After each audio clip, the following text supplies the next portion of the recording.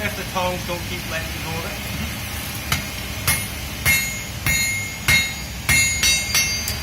Down the tongs.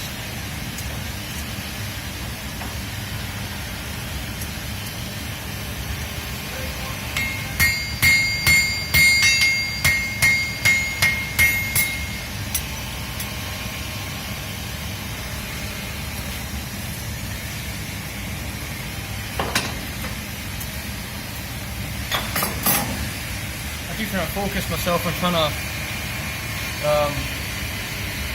trying to focus and trying to keep the tongs to hold it.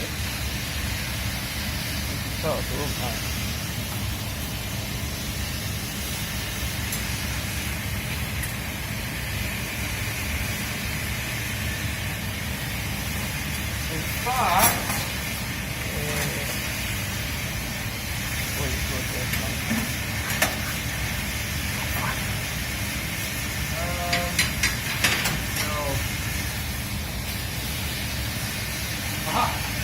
this one's like the wrong way.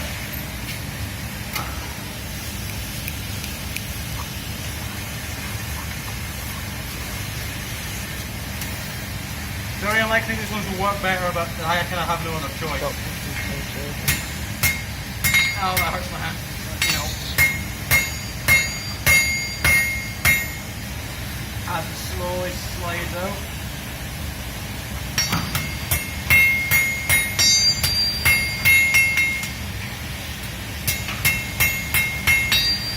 Damn it.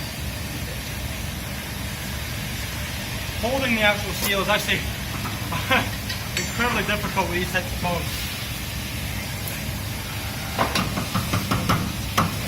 As you can see there, over long periods of time and use, the actual teeth of the jaws are real squished together.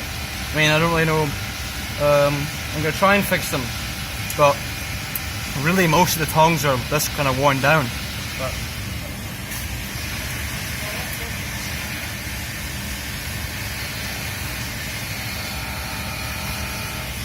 I have to make do what I have.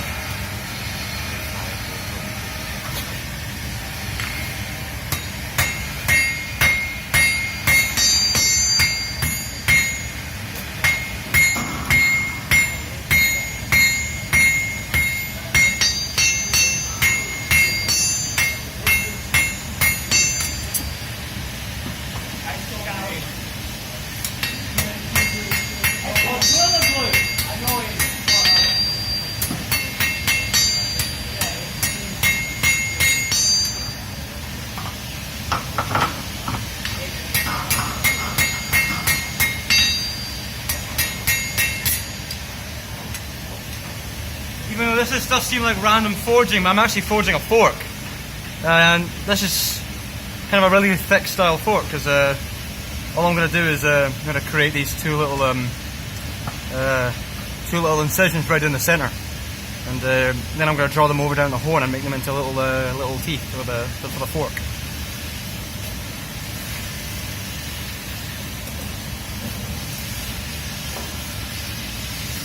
The hardest part about this is actually just trying to hold it.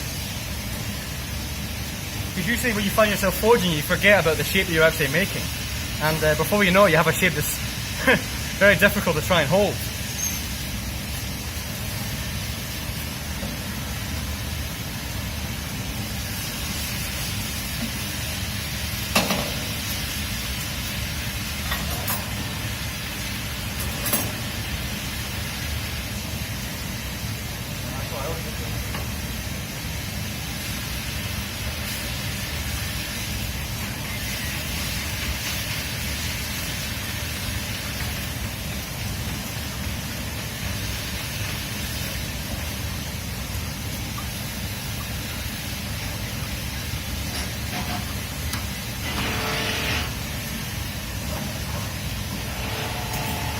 It's almost like the piece is trying to run away from me.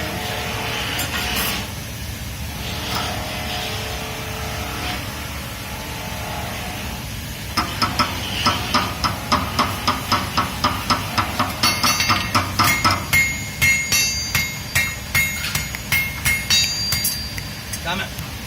You see that? Again, I can't quite hold it very well right now.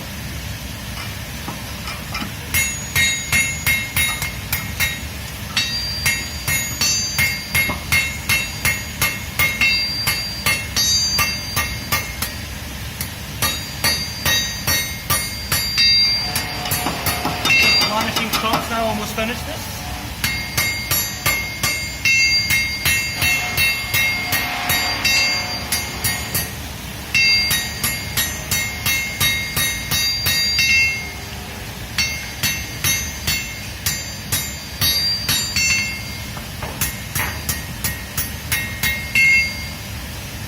Flat here, nice and roughly forged. A tiny bit more material down here and I should be finished forging.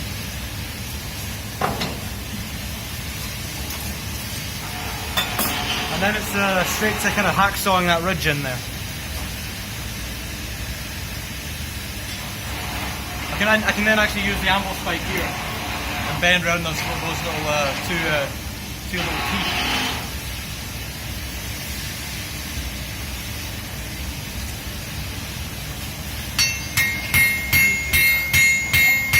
I don't want it too hot right now, I just want enough to flatten that out.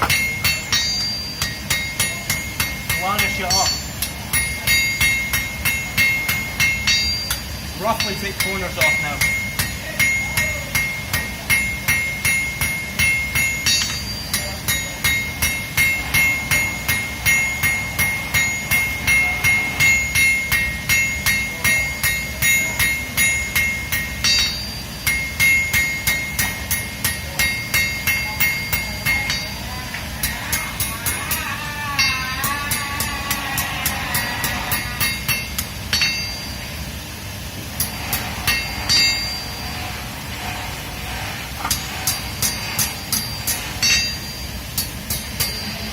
See that when you take corners off, you always kind of generate that kind of really smooth kind of forged look.